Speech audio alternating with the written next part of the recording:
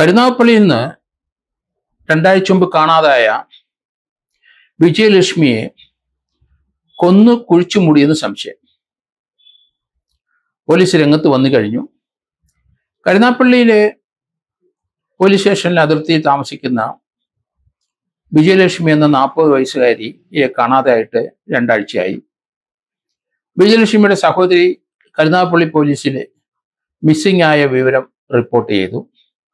അതനുസരിച്ച് കരുനാഗപ്പള്ളി പോലീസ് സ്റ്റേഷനിലെ police act 57 പ്രകാരം ഒരു കേസ് രജിസ്റ്റർ ചെയ്തു. ഇവരെ കാണാനില്ല. അതിൻ്റെ ഇടയ്ക്ക് മറ്റൊരു വാർത്തയെത്തി. എറണാകുളത്ത് KSRTC ബസ് സ്റ്റാൻഡിനകത്ത് ഒരു ബസ്സിനകത്ത് നിന്നും വിജയലക്ഷ്മിയുടെ മൊബൈൽ ഫോൺ ലഭിച്ചു. അത് ഓഫ് ചെയ്തിരിക്കുകയായിരുന്നു.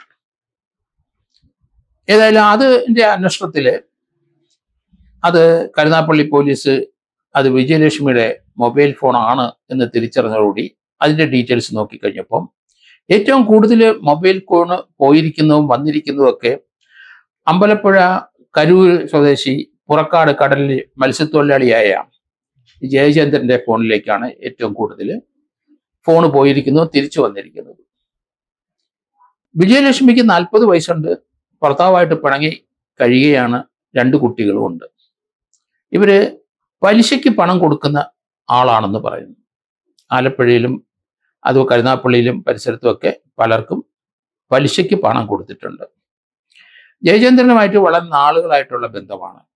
ജയചന്ദ്രന്റെ ഭാര്യ ഒരു ഹോം നേഴ്സാണ്. അവര് വീട്ടിലില്ല. ഒരു മകൻ ബന്ധുവിൻ്റെ വീട്ടിൽ തന്നെ. ഇയാൾ മത്സ്യത്തൊഴിലാളിയാണ്. ഇപ്പം അമ്പലപ്പുഴയിലെ കരൂര് പുറക്കാടിനടുത്ത് ഇങ്ങനെ ഒരു പുതിയ വീട് വെക്കുന്നു. ഒരു ചെറിയ നല്ല വീടാണ്. അതിൻ്റെ പരിസരത്ത് മറ്റൊരു വീടിൻ്റെ മറ്റൊരാൾ ഒരു വീട് പണിയുന്നുണ്ട്.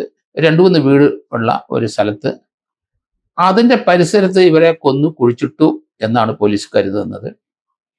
ഏതായാലും ജയചന്ദ്രനെ കസ്റ്റഡി എടുത്ത് ചോദ്യം ചെയ്തു. ജയചന്ദ്രൻ പറഞ്ഞു ഇവളവിടെ വന്നിരുന്നു.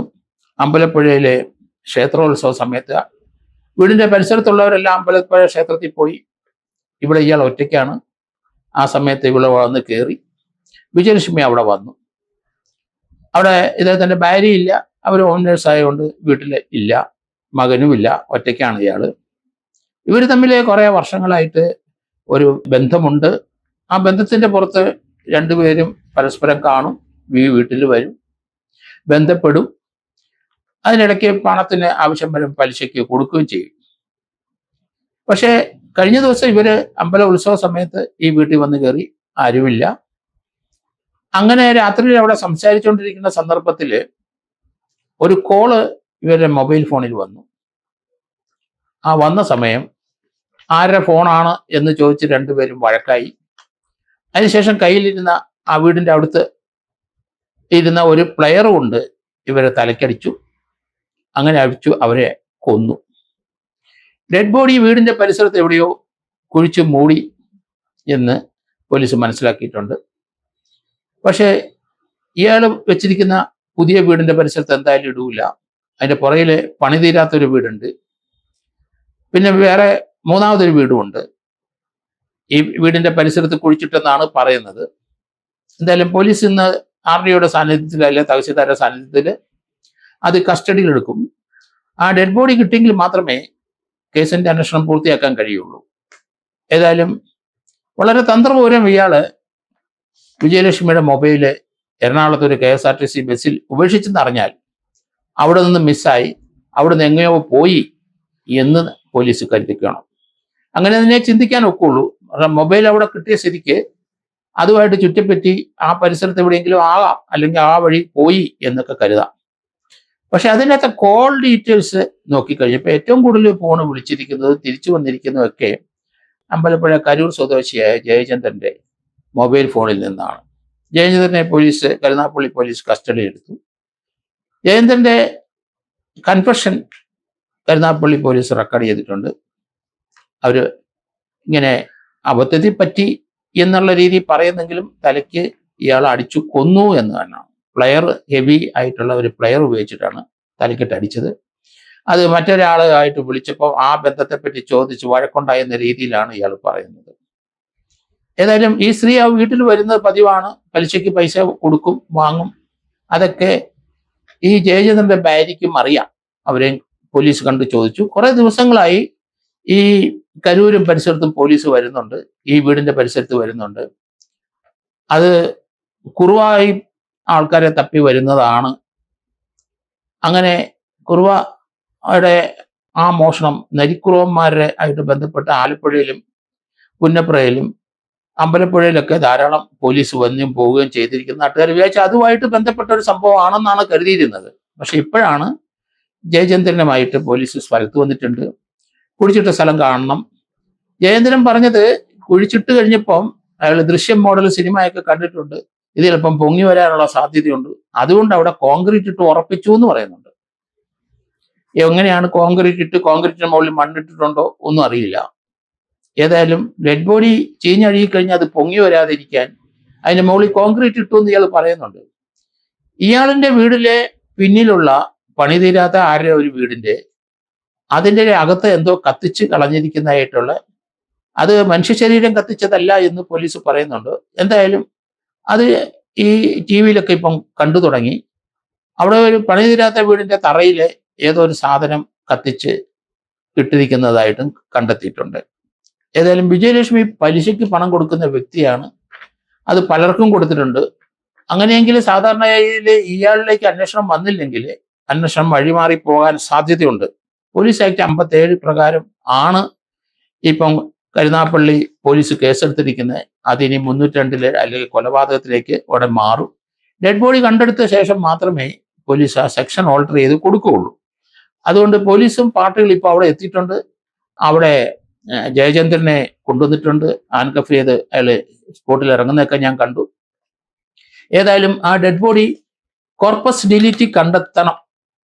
അത് ഇയാൾ മാറി മാറി പറയുക കൊലപാതകമാണ്, സാധാരണഗതിയിൽ ഇങ്ങനെ ചെയ്തവരും, പ്രത്യേകിച്ച് ഒരു മത്സ്യത്തൊഴിലാളിയാണ്, അയാൾ പിടിച്ചു നിൽക്കാൻ കപ്പാസിറ്റി ഉള്ള ആളാണ്. കാര്യങ്ങളെല്ലാം പോലീസിൻ്റെ അടുത്ത് പറഞ്ഞു. പക്ഷേ ഡെഡ് ബോഡി കിട്ടിയെങ്കിൽ മാത്രമേ ഇയാളുടെ കൺഫെഷൻ ശരിയാണോ ഇല്ലയോ എന്ന് പോലീസിന് കഴിയുള്ളൂ. ഏതായാലും പ്ലെയർ കണ്ടെത്തണം, ആ പ്ലെയർ ആ വീട്ടിലുണ്ടോ എന്ന് നോക്കണം, അതോ അത് നശിപ്പിച്ചോ, അങ്ങനെയുള്ള കാര്യങ്ങളൊക്കെ ധാരാളം ജോലി പോലീസിന് കയ്യിലും കിടപ്പുണ്ട്. എന്തായാലും ഡെഡ് ബോഡി കിട്ടിയ ശേഷം മാത്രമേ പോലീസ് ഫർദറായിട്ട് പ്രൊസീഡ് ചെയ്യുള്ളൂ. ഇപ്പോൾ ഒരു സസ്പെക്റ്റാണ് അയാൾ. കേരളത്തിലെ ഇതുപോലെയുള്ള ധാരാളം ആൾക്കാരെ, സ്ത്രീകളെയും പുരുഷന്മാരെയൊക്കെ മിസ്സിങ് ആയിട്ടുണ്ട്.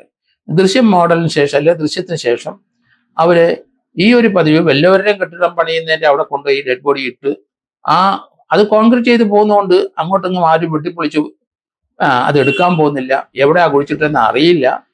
ഈ പ്രതി തന്നെ കൺഫസ് ചെയ്തെങ്കിൽ മാത്രമേ ആ സ്ഥലം ലൊക്കേറ്റ് ചെയ്യാൻ പോലീസിന് കഴിയുള്ളൂ. കാരണം ഏതെങ്കിലും പണി തീരാത്ത വീട്, ചില കുഴിയൊക്കെ മണ്ണിട്ട് നിരത്തുമ്പോൾ അതിൻ്റെ കൂടെ ഡെഡ് ബോഡി ഇട്ട് നികത്തിപ്പോയി. അതൊക്കെ ഇപ്പം വളരെ പ്രബലമായിട്ട് കേരളത്തിൽ പലരും അഡോപ്റ്റ് ചെയ്യുന്നത് കാണാം. എന്തായാലും ആ ഒരു സംഗതി മാറ്റിപ്പിടിച്ചു. കാരണം ഇത് പോലീസിനും നാട്ടുകാർക്കും എല്ലാം അറിയാം. പുതിയ എന്തെങ്കിലും തന്ത്രം ഉപയോഗിച്ചാണെങ്കിൽ പിന്നെ നമുക്ക് ആ രീതിയിൽ പോയെന്ന് വെക്കാം. പക്ഷേ ഈ ദൃശ്യം മോഡൽ ചെയ്യരുത്. ചെയ്തു കഴിഞ്ഞാൽ പോലീസ് പിടിക്കും, വളരെ ഈസി ആയിട്ട് പിടിക്കും. കാരണം അവസാനം ഇയാളുടെ അടുത്താണ് ഇവിടെ എത്തിയതെന്ന് മാത്രം കണ്ടെത്തിയാൽ മതി. പിന്നെ ഇയാൾ അതിന്റെ സമാധാനം പറഞ്ഞേ വെക്കുള്ളൂ ജയചന്ദ്രൻ. ഏതായാലും ജയചന്ദ്രന്റെ വീട്ടിൽ വന്നിരിക്കുന്നതായിട്ട് കണ്ടിട്ടുണ്ടാവും ആരെങ്കിലും. ഏതായാലും ജയചന്ദ്രൻ അത് അഡ്മിറ്റ് ചെയ്തു. പക്ഷേ ജയചന്ദ്രന്റെ വേലയൊന്നും നടന്നില്ല പോലീസിന്റെ അടുത്ത്. കാരണം മൊബൈൽ ഫോൺ എറണാകുളത്ത് KSRTC ബസ്സിനകത്ത് ഓഫ് ചെയ്ത് ഉപേക്ഷിച്ചു പോയി. ആ വഴി അങ്ങ് പോലീസ് പോകുന്നതാണ് ഇയാൾ കരുതിയത്. ആ വേലയൊന്നും ചെലവായില്ല. ഏതായാലും ഡെഡ് ബോഡി എടുക്കട്ടെ, അത് കണ്ടെത്തട്ടെ, ഇന്ന് തന്നെ അത് കണ്ടെത്തുമെന്നാണ് ഞാൻ കരുതുന്നത്. അവിടെ തഹസീൽദാരും മറ്റുള്ളവരും ഒക്കെ അവിടെ വന്നു ചേർന്നിട്ടുണ്ട്. അവര് പോലീസിൻ്റെ അടുത്ത് കൃത്യമായിട്ട് അവൻ സ്ഥലം പറഞ്ഞു കൊടുത്തിട്ടുണ്ടോ എന്ന് അറിയില്ല. കുഴിച്ചു നോക്കി ആ ആളിന്റെ ബോഡി അവിടെ ഉണ്ടെന്ന് കണ്ടെത്തിയെങ്കിൽ മാത്രമേ നമുക്ക് മുന്നോട്ട് പോകാനൊക്കെ ഉള്ളൂ പോലീസിന്. ആലപ്പുഴ തന്നെ നമ്മൾ അടുത്ത കാലത്ത് കണ്ടല്ലോ, എറണാകുളത്ത് നിന്ന് ഒരാളെ കൊണ്ടുവന്ന് അവിടെ, അതും പ്രായമുള്ളൊരു സ്ത്രീയെ കുഴിച്ചിട്ടു. ഹസ്ബൻഡും വൈഫും കൂടെ ചേർന്ന് അവിടെ തന്നെ കുഴിച്ചിട്ട സംഭവങ്ങൾ കണ്ടിട്ടുണ്ട്. അതിന് അതേ ജില്ലയിൽ തന്നെ അടുത്ത രീതിയിൽ ഒരു മർഡർ നടന്നിരിക്കുന്നു. അതിനുശേഷം അതും കുഴിച്ചിട്ടിരിക്കുന്നു. ഇതുപോലെ കുഴിച്ചിടുകയും ദഹിപ്പിക്കുകയും ചെയ്യുന്ന സംഭവങ്ങളൊക്കെ ധാരാളം കേരളത്തിൽ നടന്നുകൊണ്ടിരിക്കുന്നു. അത് പല ജില്ലകളിലും ഇതേപോലെയുള്ള കേസുകളൊക്കെ റിപ്പോർട്ട് ചെയ്യുന്നുമുണ്ട്. അതുകൊണ്ട് ഈ രീതിയൊന്നും ഇനി ആരും അവലംബിക്കരുത്. കൊലക്കേസാണ്. അത് നിങ്ങൾ വിചാരിക്കുക അത് കുഴിച്ചിട്ട തെളിവ് നശിപ്പിച്ചാൽ അത് നമ്മൾ പറഞ്ഞെങ്കിൽ മാത്രമേ അല്ലയോ അത് കണ്ടെടുക്കാൻ കഴിയുള്ളൂ. പക്ഷേ കേരള പോലീസ് നല്ല ഇൻവെസ്റ്റിഗേറ്റേഴ്സ് ആണ്. അതുകൊണ്ട് നിങ്ങളുടെ ബുദ്ധിയിൽ അപ്പുറം ബുദ്ധിയുള്ളവരാണ്. പ്രത്യേകിച്ച് ഈ ക്രൈമിനെ സംബന്ധിച്ച്. അതുകൊണ്ട് ആ രീതിയിലൊക്കെ മറവ് ചെയ്യാനൊക്കെ പോയാൽ കൃത്യമായി അത് പോലീസ് കണ്ടെത്തും. നിങ്ങൾ കൊലക്കേസിൽ പ്രതിയാവും. നിങ്ങളിൽ കൂടെ തന്നെ ആയിരിക്കും ആ ഡെഡ് ബോഡി കണ്ടെടുക്കുന്നതെന്ന കാര്യം മറക്കരുത്.